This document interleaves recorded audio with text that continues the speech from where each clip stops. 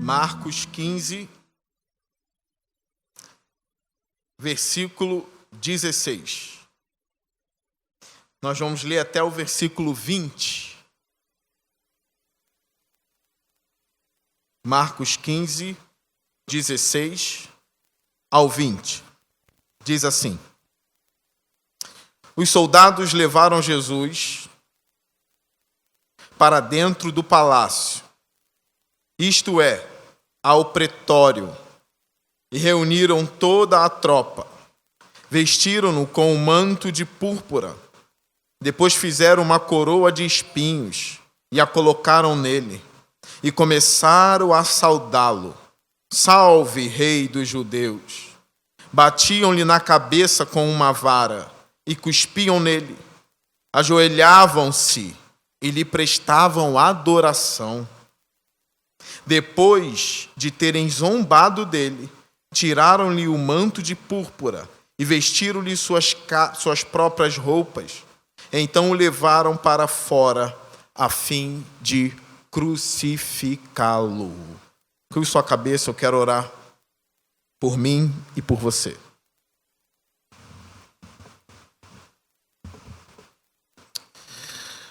Senhor Deus, pedimos a ajuda do Teu Espírito nessa hora.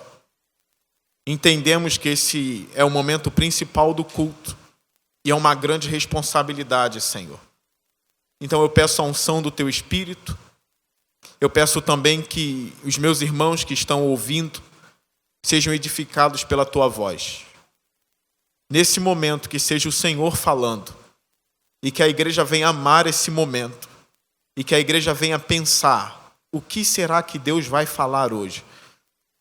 Que ela fique nessa expectativa, Senhor. E eu peço que o Senhor fale, para que todos saibam que o Senhor está entre nós. Em Cristo Jesus eu oro, pedindo a Tua graça e a Tua misericórdia. Amém. Irmãos, sabemos que Jesus está prestes a morrer aqui. A paixão de Cristo já está próximo a se findar. Nós sabemos que na pregação passada, nós vimos como a multidão foi influenciada pelos líderes religiosos a não optar pela liberdade de Jesus e deixar com que Pilatos, que era um criminoso, fosse crucificado. Os líderes religiosos influenciaram a multidão, gravem isso, influenciaram a multidão, para que a multidão gritasse: crucifica Jesus e solte Barrabás. Convido você a olhar para o versículo 15, que diz assim: desejando agradar a multidão, Pilatos soltou-lhes Barrabás, mandou açoitar Jesus e o entregou para ser crucificado.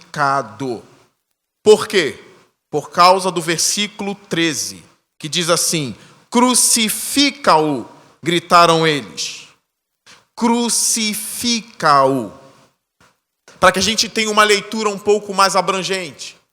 Porque tanto nas pregações quanto nos filmes, o único termo que fica evidente é crucifica-o. Mas a multidão não gritou somente crucifica-o. A multidão gritou outra coisa, que as Escrituras nos relatam no Evangelho de João, capítulo 19. Abra comigo. Olha o versículo 14 e 15. Olha o quão forte foi o ódio e a ira da multidão. Quão profundo foi a blasfêmia daqueles judeus. A multidão não gritou somente crucifica-o. Olha o que mais a multidão gritou. Versículo 14 de João 19. Era o dia da preparação da semana da Páscoa.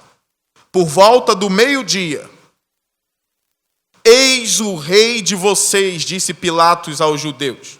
Mas eles gritaram: mata, mata, crucifica-o. Devo crucificar o rei de vocês? Perguntou Pilatos. Não temos rei senão César, responderam os chefes dos sacerdotes. O desejo por sangue era muito grande. Então havia uma mistura ali. A multidão olhando ali aquele homem que não tinha pecado nenhum, inocente. Nós sabemos hoje que ele era o Deus Todo-Poderoso que veio por amor a nós, para nos livrar dos nossos crimes e dos nossos pecados. Aquela cruz não era dele, era de Barrabás, o que simboliza nós, o que simboliza a gente ali, ele assumindo a nossa cruz, ele bebendo o cálice que era para a gente beber, e aquela multidão, ao invés de dizer, Hosana, Hosana nas alturas, a multidão, ao invés de dizer, nós te amamos, Senhor, porque tu nos criaste, nós queremos o Senhor, nós te adoramos, ao invés de dizer isso, a multidão gritava, mata, mata, crucifica-o.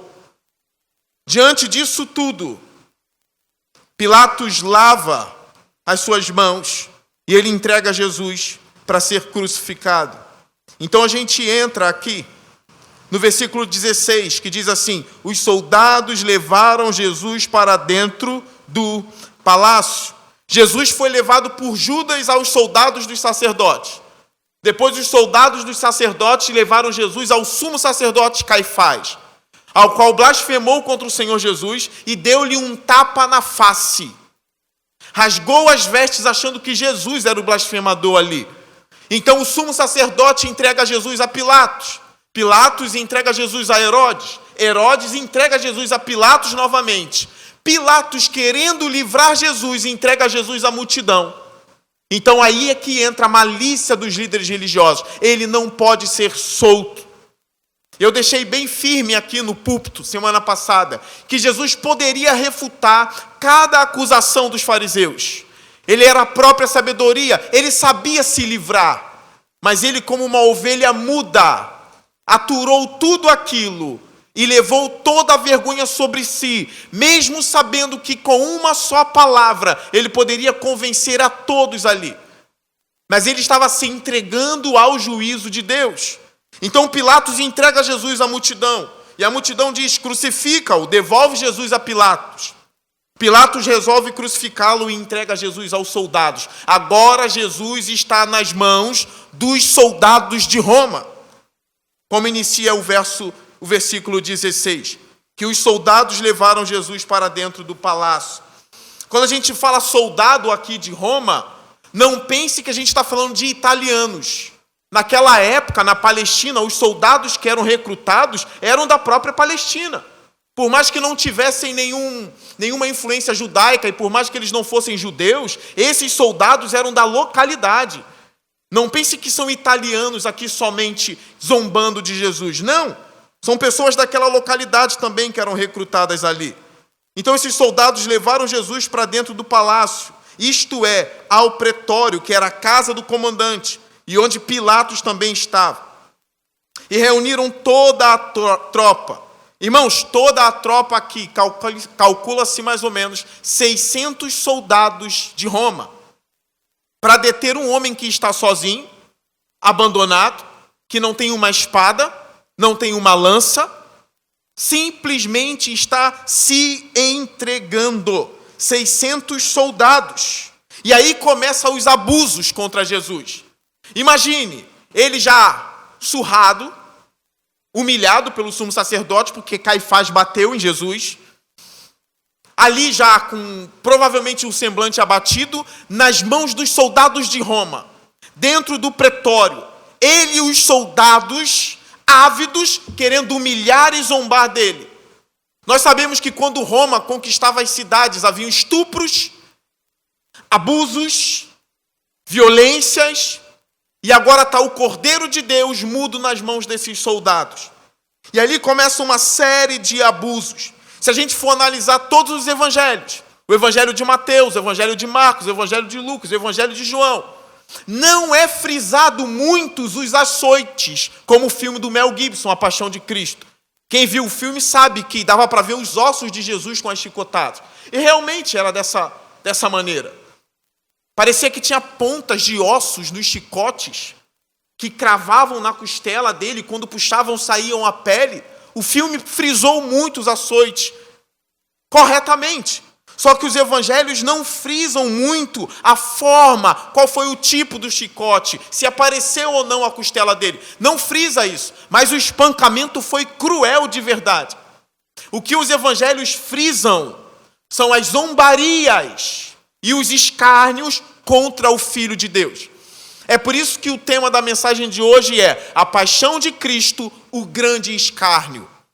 Porque para Deus, porque para Jesus e para aqueles homens, tanto para Marcos e para Mateus, a zombaria e os insultos e os abusos são mais humilhantes do que as chicotadas. Olha os abusos dele. Esses abusos começam no versículo 17. Vestiram-no com um manto de púrpura. Depois fizeram uma coroa de espinhos e a colocaram nele. Isso depois de surrá-lo. Surraram Jesus. Destruíram Jesus, como vocês viram no filme, que ficou muito famoso. E eu aconselho, vejam o filme, mas leiam a Bíblia. Se vocês veem o filme 5 vezes, leiam os evangelhos 20 vezes. Não fiquem só no filme. Jesus já está cansado aqui. Então eles pegam provavelmente uma capa de um soldado de Roma, vermelha, e colocam nele, simbolizando uma capa de púrpura de um rei. Eles pegam uma coroa de espinho, simbolizando a coroa de louro que o imperador usava. E eles cravam aquela coroa de espinho, que não era espinho de laranjeira. Eram espinhos grandes, e quando crava, aquilo entra no crânio. E Jesus não revida, ele em nenhum momento tira a coroa. Ele aceita aqueles cravos entrando na cabeça dele. Ele não empurra os soldados em nenhum momento. Há pouco tempo ele tinha dito, eu sou, e caiu todo mundo no chão. Aqui ele não abre a boca. Ele deixa tudo isso acontecer, vestindo ele de manto de púrpura, colocando uma coroa de espinho. Versículo 18. E começaram a saudá-lo, salve, rei dos judeus. Essa expressão salve era usado para César, imperador de Roma. Mas com toda reverência e respeito.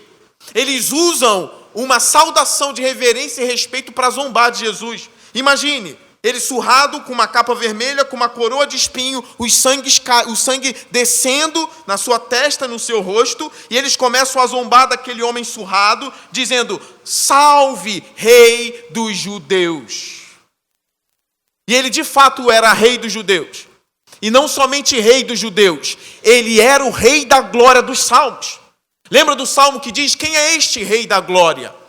Quem é este rei da glória? O Senhor dos exércitos é o rei da glória. Agora ele está sendo chamado de rei dos judeus e sendo zombado. Como pode as pessoas desprezarem Jesus hoje?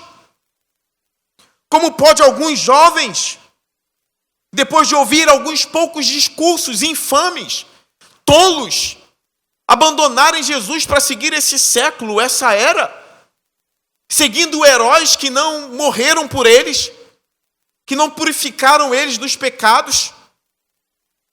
Quando eu falo de herói, eu lembro de uma música do Cazuza que diz, os meus heróis morreram de overdose. E eu lembro de um poeta que refutou essa fala de Cazuza dizendo, o meu herói morreu numa cruz do lado de 2 ladrões, dando a vida pelos meus pecados. Os meus heróis não morreram de overdose. Eu não quero imitá-los. E muitos jovens e adolescentes têm seguido pessoas que não dão um dedo mindinho por eles. Pelo contrário, querem assediá-los à imoralidade sexual, ao limite da imoralidade sexual. Querem ensinar aquilo que é conhecido como um nada a ver. E querem dizer que é a religião que tem tirado deles a liberdade de fazer sexo com quem eles quiserem. De ter o parceiro que quiser. De fazer o que quiser com o seu corpo. De destruir vidas na barriga das mães. Dizendo que isso é liberdade. dão as costas para o Senhor Jesus Cristo, que estava aqui, não precisava estar aqui, mas ele estava aqui como verdadeiro herói, como verdadeiro Deus, dando a vida por você. Você não é bom. Você não é bom.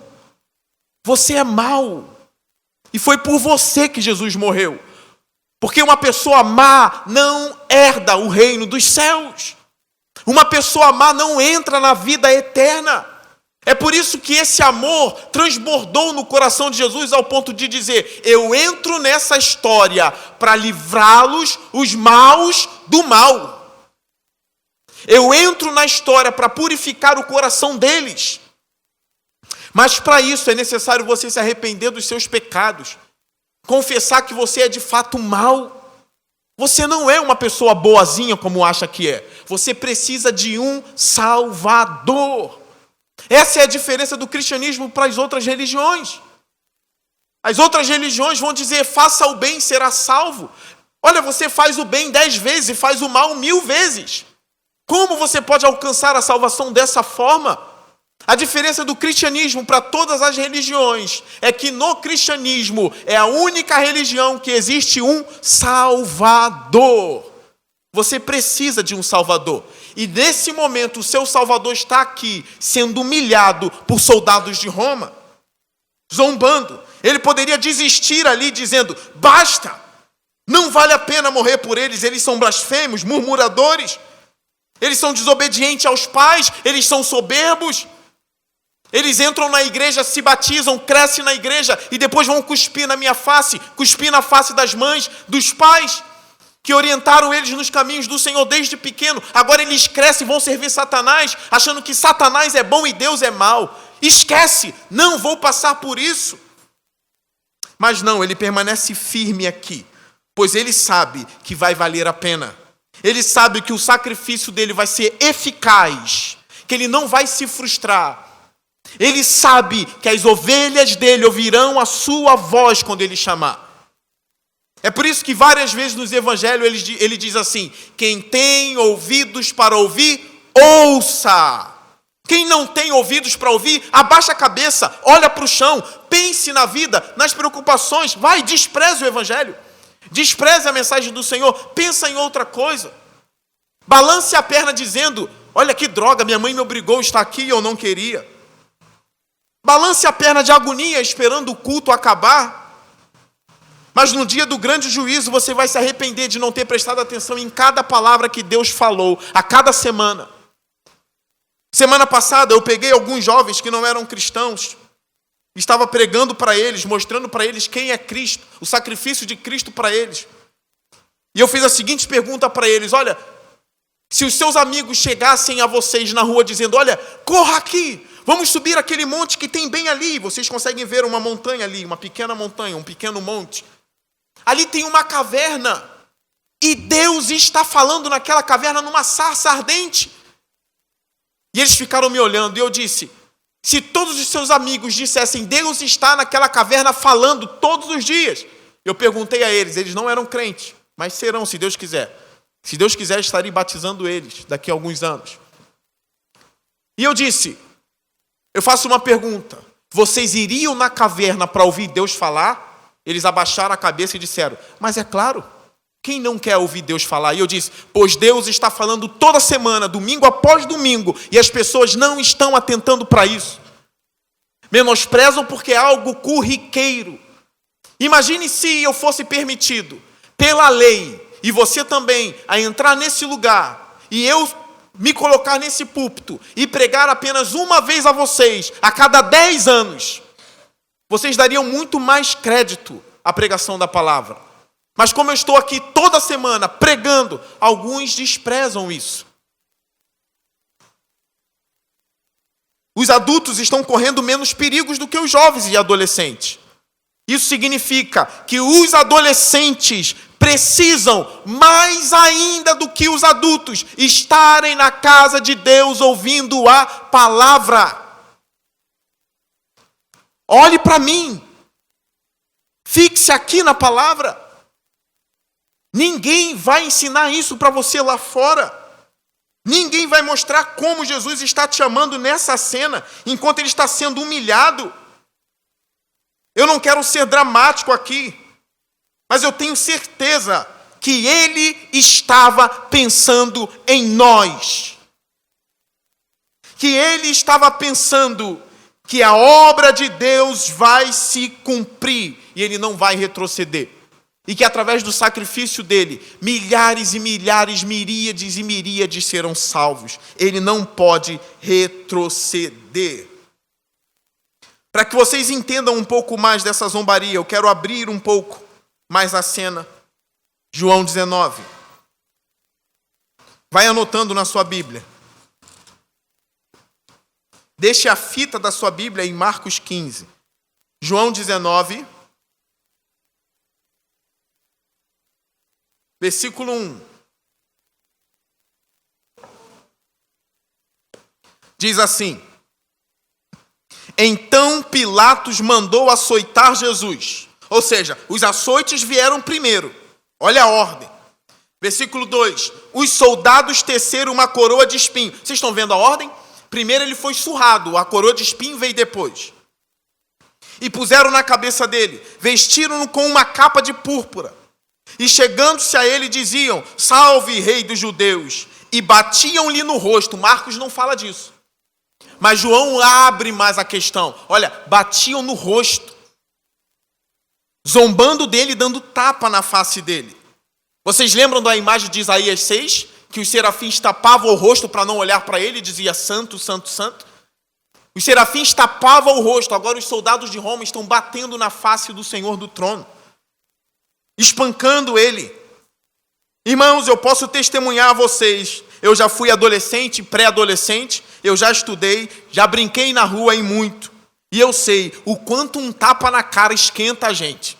Se a gente pudesse matar a pessoa, a gente mataria. Imagine só. E eu não sou Deus. O Senhor sempre foi adorado nos céus. Agora ele está sendo surrado e espancado. Versículo 4.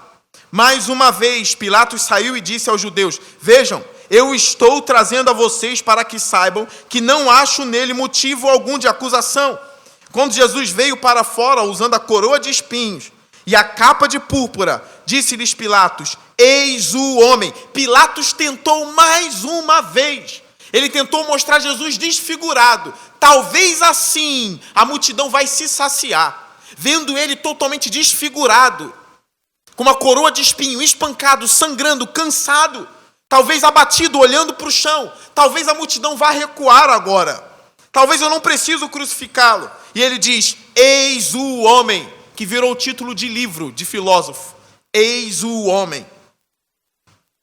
Versículo 6.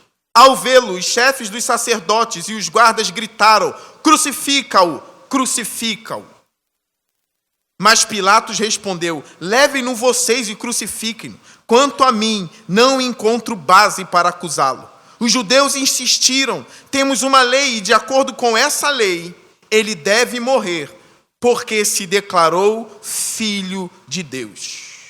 Versículo 8. Ao ouvir isso, Pilatos ficou ainda mais amedrontado. Você já conhece esse texto. Imagine se Pilatos fosse eu. Depois de mandar desfigurá-lo, açoitar e entregar nas mãos de carniceiro uma ovelha, um homem inocente, e depois ouvir essa proclamação: ele tem que morrer, porque ele se autoproclama filho de Deus. Imagine eu ouvindo isso. Agora que eu já mandei espancar, é que vocês me falam que esse homem está dizendo que é o filho de Deus? Versículo 8. Ao ouvir isso, Pilatos ficou ainda mais amedrontado e voltou para dentro do palácio. Então perguntou a Jesus: De onde você vem? De onde você vem? Mas Jesus não lhe deu resposta. Pilatos ficou amedrontado e perguntou: De onde você vem? O que eu fiz? Quem é a pessoa que eu mandei bater? É isso. essa pessoa? Em algumas mensagens eu citei a esposa de Pilatos e eu quero agora dar a base bíblica a vocês. Mateus 27. O que culminou ainda mais no medo de Pilatos foi porque antes ele ouviu algo de sua esposa. Mateus 27, 19. Que diz assim: estando Pilatos sentado no tribunal, sua mulher lhe enviou esta mensagem: não se envolva com este inocente, porque hoje, em sonho, sofri muito por causa dele. Muitos não conhecem essa passagem aqui. Não se envolva com eles. Mas aí, de novo, os chefes dos sacerdotes se metendo. Versículo 20. Mas os chefes dos sacerdotes e os líderes religiosos convenceram a multidão a que pedisse Barrabás e mandasse executar Jesus. Voltando para Marcos, capítulo 15.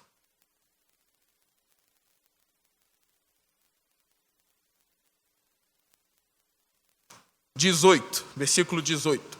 E começaram a saudá-lo: salve o rei dos judeus. 19. Batiam-lhe na cabeça com uma vara, olha agora, irmãos, e cuspiam nele. A coroa já estava cravada, eles pegaram a vara e começaram a bater. E começaram a cuspir na face do Filho de Deus. Grande pecado esse povo cometeu. Olha a zombaria aumentando ainda mais. Parte B do versículo 19. Ajoelhavam-se e lhe prestavam adoração. Que blasfêmia! Eles achavam que era um mendigo na frente deles. Adorando, se ajoelhando e fazendo assim, ó. Adorando ele. Você não é o rei dos judeus, você não é Deus. Aqui a minha adoração. Imagine eles gargalhando, rindo. Eu louvo a Deus porque a igreja adora o Senhor Jesus Cristo em espírito e em verdade. Toda quarta-feira estamos de joelhos no chão nessa igreja aqui, não zombando dele, mas crendo de todo o coração que os nossos joelhos se dobram ao Senhor da glória. Nós não estamos aqui para escarnecer do Filho de Deus. Uma vez uma menina entrou na igreja do pastor John MacArthur nos Estados Unidos, que é uma igreja referência no mundo. E ela, como é uma menina honesta, demonstrou ser honesta. Tem um momento na igreja do John MacArthur que as pessoas vão ao microfone central e fazem pergunta ao pastor para que ele responda. E aquela menina, uma jovem, até mesmo simpática e bonita, bela, ela disse no microfone assim: Pastor John. E ela começa a chorar. E ela disse para o pastor John: eu não sei o que eu faço. A minha mente está cheia de blasfêmia contra Deus, pastor John. Parece que o diabo está assaltando a minha mente, me fazendo pensar coisas ruins sobre ele. O que será que está acontecendo comigo? Será que Deus me abandonou e me entregou a isso? Muito sábio o pastor John MacArthur olhou para ela com o semblante de um homem experiente, que já passou por tanta coisa na vida e sabe lidar com essas coisas. Ele disse assim: minha filha, fica em paz, porque você está na igreja. Esse não é o lugar de alguém que quer fugir de Deus. Deus sabe que você não quer fugir dele, não quer blasfemar contra ele. São pensamentos. Fica firme. Aqui não é lugar de quem quer fugir de Deus, mas é lugar de quem quer Deus. Você quer Deus, minha filha? Fica em paz. E ele pôde acalmar aquela moça com essas palavras. Aqui não é lugar de escarnecer de Deus. Aqui é lugar para adorar o nome dele, glorificar o nome dele, confessar os seus pecados, perdoar uns aos outros, porque nós não somos os soldados de Roma, nós somos a igreja de Cristo, lavada e remida pelo sangue dele. Não se esqueçam disso. Não deixe ninguém imputar sobre você que você é um escarnecedor, se você é um crente de verdade. Você pode estar lutando com pecados, maus pensamentos, tentações, até mesmo alguns estão pensando em abandonar a igreja, mas estão aqui hoje. Por que você está aqui hoje, no lugar onde se adora a Deus? Porque há esperança em seu coração. Arrependa-se dos seus pensamentos. Firme-se com Deus ainda mais. Voltando para o texto, eles batiam na cabeça. para a vara entrar cada vez mais. A vara não, eles pegavam a vara para os espinhos cravarem Jesus e começaram a cuspir nele. Esses soldados eram bárbaros. Eles estão fazendo com Jesus o que faziam com os reinos do mundo, com as mulheres do mundo. Eu não sei se é verdade, eu até comentei com o meu irmão Gleiner. Eu fiquei sabendo que os soldados russos estão estuprando as ucranianas. É verdade? Eu não tenho prova, eu não sei se isso é verdade. Alguém disse isso, mas eu não tenho a fonte para garantir que isso é verdade. Mas nós sabemos que na guerra essas coisas acontecem. Os soldados viram predadores ali. E Jesus está sozinho com esses homens. O que isso significa? Eu já atendi não uma, mas várias pessoas que foram abusadas quando eram crianças. E às vezes perguntam, onde estava Deus quando eu estava sendo abusado? Aquele homem tocou em mim quando eu tinha 4 anos, 5 anos, 6 anos. Ou o menino que diz, aquele homem tocou em mim, é por isso que eu tenho as inclinações que eu tenho hoje. Onde estava Deus quando tudo isso acontecia? Irmãos, o mundo não é o paraíso. O mundo é caído. Se você quiser que Deus trave toda a pistola disparada, Ele vai transformar isso aqui na glória dele. Isso aqui vai se tornar o Éden, mas o mundo caiu.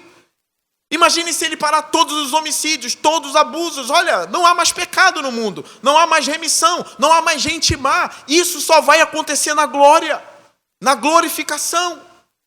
Aqui tem dor, tem choro, mas a resposta é, onde estava Deus enquanto eu estava sendo abusado, pastor? Deus estava em Jesus sendo abusado por 600 soldados romanos, sozinho, entregue a bárbaros. Para colocar a roupa nele de rei, tiveram que despir ele, deixaram ele nu. A Bíblia não fala se houve abusos sexuais com Jesus, tapinha nas partes íntimas. Eu não sei, mas é provável que sim. Onde estava Deus quando você estava sendo abusado? Deus estava sofrendo toda a malignidade do mundo entre os soldados de Roma e logo depois, nu, pendurado na cruz entre 2 ladrões. Onde estava Deus? Ele estava na cruz, redimindo você para um dia enxugar dos seus olhos toda a lágrima. Ele não ficou alheio ao seu sofrimento, ele mergulhou no sofrimento. Ele sofreu mais do que Jó. Ele sofreu mais do que Elias. Ele sofreu mais do que os profetas que foram cerrados ao meio. Ele sofreu mais do que todos os homens juntos. A agonia dele não era só os soldados abusando dele, mas era o abandono de Deus, o inferno na alma. Tudo isso por amor. E depois de fazerem tudo, ajoelhavam e adoravam ele, debochando. Eu tenho algumas curiosidades nesse texto. Eu fiquei pensando, eu disse, olha, existem algumas curiosidades aqui, nos evangelhos. Por exemplo, quando o texto diz que eles ajoelhavam em deboche, depois da ressurreição eu vejo Tomé se ajoelhando com seriedade e dizendo, Senhor meu e Deus meu, dando a glória que é devida a ele. Quando eu vejo aqui, por exemplo, no capítulo 27 de Mateus, volte para Mateus 27. Olha o que está acontecendo aqui. É algo profundo, e se você tiver uma caneta, eu peço que marque em sua Bíblia. O bom é que eu já preguei muito e ainda são 8h25, irmãos. Fique calmo. Olha o que está acontecendo, Mateus 27, 24. Olha o que está escrito. Olha aqui à frente, se você não tem uma Bíblia. Quando Pilatos percebeu que não estava obtendo nenhum resultado, mas ao contrário, estava se iniciando um tumulto, mandou trazer água, lavou as mãos diante da multidão. Aqui está a cena dele lavando as mãos. É verdade, ele lava as mãos. É um símbolo. Lavou as mãos diante da multidão e disse, estou inocente do sangue deste homem. A responsabilidade é de vocês. Versículo 25. Todo o povo respondeu. Olha, irmãos, olhem para mim. Depois do famoso crucificam. Depois do não tão famoso mata, mata. Agora nós encontramos o menos famoso ainda. Um outro termo que a multidão usou no versículo 25. Todo o povo respondeu: que o sangue dele caia sobre nós e sobre os nossos filhos. Vocês sabiam disso? Pilatos está lavando as mãos dizendo: eu sou inocente do sangue dele. E a multidão está dizendo: não importa, que caia sobre nós o sangue dele. Que a punição venha a nós se tiver punição, Pilatos. Livre-se então, que caia sobre nós e sobre os nossos filhos. É a segunda curiosidade nos evangelhos. Eles estão dizendo que o sangue de Cristo cairia sobre eles como punição.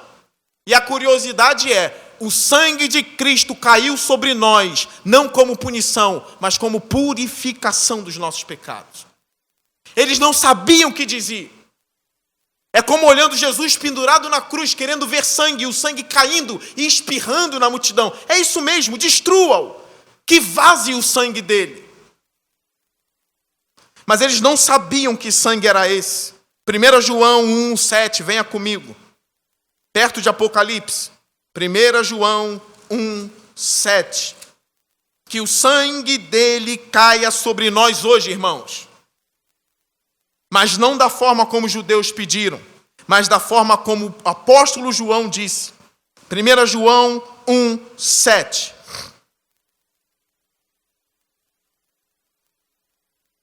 Eu chamo isso de o inverso da blasfêmia. 1,7. Se, porém, andarmos na luz, como ele está na luz, temos comunhão uns com os outros, e o sangue de Jesus, seu Filho, nos purifica de todo pecado. Que o sangue dele caia sobre nós e sobre os nossos filhos. Amém. Mas não como os judeus pediram, mas como a igreja pede: Senhor, purifica-me com o teu sangue, e que ele caia sobre mim e sobre a minha família, mas para a purificação dos pecados e não para a condenação. Continuando, versículo 20. Volte para Marcos 15. É sempre importante o pregador voltar ao texto, de voltar ao capítulo e mostrar à igreja. Estou no capítulo 15, no versículo 20, para que as pessoas não se percam. Então quem pregue a palavra já entenda isso, para que as pessoas não fiquem viajando. Versículo 20 diz assim: depois de terem zombado dele, tiraram-lhe um manto de púrpura e vestiram-lhe suas próprias roupas. Uma outra curiosidade aqui. Todo homem que era crucificado, ele caminhava nu durante toda a rua. Vocês sabiam disso? Com uma parte da cruz, aquela parte que os braços ficam presos, eles carregam aquela parte e vão andando pelados, nus, em toda a avenida, até chegar no lugar da crucificação. Mas com Jesus eles não deixaram. Eles tiraram a roupa de púrpura, como diz o texto, depois de terem zombado dele, tiraram-lhe o manto de púrpura e vestiram-lhe suas próprias roupas. Jesus estava nu. E eles vestiram. E por que isso acontece? Você sabe por quê? Porque os crucificados, eles caminhavam nus nas ruas, e enquanto caminhavam eram espancados. Só que eles já tinham espancado tanto Jesus. Ele já estava todo ensanguentado, marcado, e provavelmente algumas partes à mostra, a costela talvez, que eles não quiseram levar Jesus nu, para que as pessoas não vissem o quanto ele foi maltratado, e para que não aconteça uma outra surra e ele morra antes da cruz. Isso vai causar um grande problema para Pilatos. Então coloque a roupa nele, ele não vai nu, em sinal de que ele não vai mais apanhar, porque ele já apanhou muito, e ele vai morrer pelo caminho se apanhar de novo. Mostrando que ele já estava ao ponto de morrer se continuasse apanhando. Esse homem não vai nu, ele vai vestido e ninguém vai bater nele. Vai continuar a zombaria, mas ele não vai mais apanhar. Não vai levar mais chicotadas e pedradas. E o texto termina dizendo: então o levaram para fora do palácio, para fora, a fim de crucificá-lo. A fim de crucificá-lo. Temos mania de diminuir o sacrifício de Cristo por acharmos que foi tudo muito fácil para Ele. Consulte seu coração. Temos mania de achar, foi só uma zombaria, foi só uma chicotada, foi só uma... Ele era Deus, Ele aguenta. Com isso a gente diminui o sacrifício dele. Esquecemos que Ele era homem pleno, plenamente homem. Ele dormiu no barco porque teve sono. Ele teve sede na cruz, deram vinagre para ele. Ele se cansou. Temos mania de diminuir o sacrifício de Jesus por acharmos que foi tudo muito fácil. Por ele ser Deus. Não esqueçamos que era homem pleno, homem, plenamente homem. Sentiu o tremor que sentimos, o gelo que sentimos, o pavor que sentimos, a agonia da tentação em seu maior nível. Pelo fato dele não ter pecado, a tentação dele atingiu o infinito. O nível, infinito é um exagero meu, tá? Mas é o nível máximo da tentação. O que a gente não vai provar, ele provou. As Escrituras provam que não foi fácil para ele. Marcos 14:34 diz: a minha alma está numa tristeza mortal. Não foi fácil para ele. Isso antes de acontecer tudo isso. Marcos 4:34 relata: a minha alma está numa tristeza mortal. Ele chama Pedro, Tiago e João e fala: a minha alma está aflita e angustiada. Não estava sendo fácil para ele. Deus, homem, homem, Deus, plenamente homem. Ele sentia a dor como a gente sente. Os chicotes que arderiam em nós ardeu nele também. Os cravos sendo enfiados na nossa cabeça seria horrível. Na dele também foi horrível. A Bíblia continua mostrando que para ele não foi fácil porque era Deus. Porque no próprio Evangelho de Marcos está relatado a seguinte oração: Pai, se possível, passa de mim essa hora, Pai. Mas todavia seja feita a tua vontade e não a minha. Outra evidência da Escritura: não foi fácil para ele. Filipenses 2:5, que mesmo sendo Deus não usurpou ser igual a Deus, mas esvaziou-se a si mesmo, assumindo a forma de servo e sendo obediente até a morte e morte de cruz. O Evangelho de Lucas é mais enfático em mostrar como foi difícil para ele. Esse eu quero ler com vocês. Lucas 22:39. Lucas 22:39. Onde mostra que realmente foi extremamente difícil para ele. Diz assim: como de costume, Jesus foi para o Monte das Oliveiras e os seus discípulos o seguiram. Chegando ao lugar, ele lhes disse: orem para que vocês não caiam em tentação. Ele se afastou deles a uma pequena distância, ajoelhou-se e começou a orar: Pai, se queres, afasta de mim este cálice, contudo não seja feita a minha vontade, mas a tua. Apareceu-lhe então um anjo do céu que o fortalecia. Estando angustiado, ele orou ainda mais intensamente, e o seu suor era como gotas de sangue que caíam no chão. Gotas de sangue que caíam no chão. Eu sei que isso não está em todos os manuscritos antigos, mas está em muitos manuscritos essa parte, que ele suou sangue de tanta agonia. Provavelmente uma tradição oral, um homem não inventaria isso. Foram dizendo, ele suou sangue, sim. Algo esplêndido, terrivelmente esplêndido. Como alguém sofre antes da surra, da cruz, e sua sangue. Como está em Marcos 15, versículo 20, na última parte: então o levaram para fora a fim de crucificá-lo. Não foi fácil para ele, agora está na reta final. Pronto a ser crucificado e morrer. Não estava sendo fácil, irmãos. Imagine você sendo levado à morte agora. Imagine você se despedindo de toda a sua família. É a hora de eu ser queimado agora. Um exemplo, os islâmicos queimam os cristãos até hoje. Imagine você indo para aquela gaiola que entra num tipo de fornalha ou de uma larva e vai queimando o missionário e o levantam, ele está pretinho como carvão. Que agonia era a hora da morte. Você acha que ele não sentiu essa agonia? E pior, você acha que ele não já estava sentindo a agonia de ser abandonado por Deus na cruz, quando ele disse: por que me abandonaste, Deus meu? Eu estava ouvindo um homem que cresceu na roça. Ele via animais sendo abatidos, galinha, galo, boi. Era a criação dele, era o que eles tinham para comer. Eles precisavam sacrificar os animais para comer, e muitos aqui, talvez os mais velhos. Nós temos a irmã Neuza que veio do Espírito Santo, eu não sei se ela chegou a ver essas coisas, viu, né, irmã Neuza? Os mais antigos viam essas coisas e era normal. Eu tinha uma tia que matava galo e eu já vi matando galo. Tinha um galo, o galo estava vivo, no outro dia estava comendo ele. Hoje não preciso mais ver, eu compro, já morto, no mercado, congelado. Mas esse homem disse: eu estava acostumado, mas existe uma morte que era difícil de ver.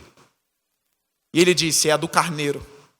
Porque quando a gente põe um carneiro de cabeça para baixo, parece que ele sente a agonia da morte e ele começa a chorar. Mas a gente precisa comer.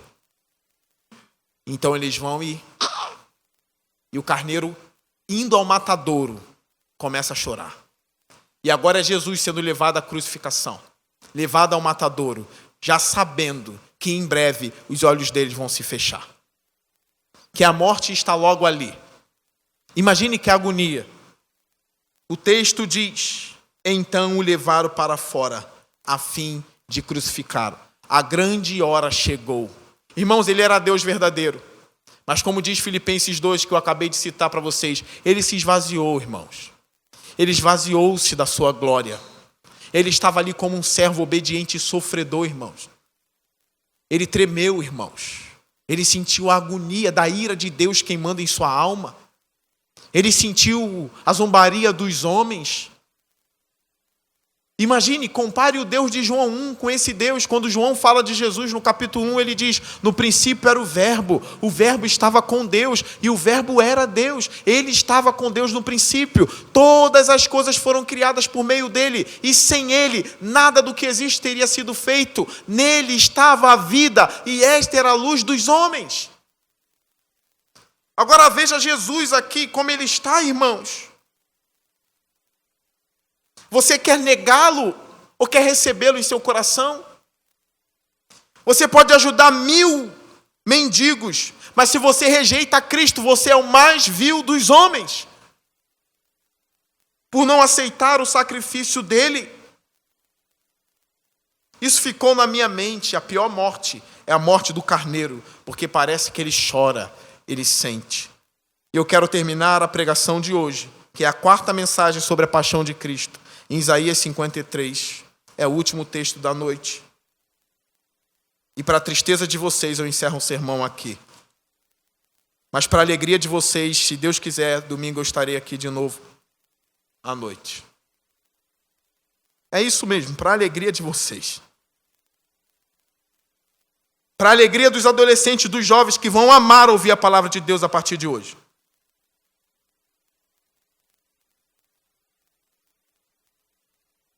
Isaías 53, versículo 7.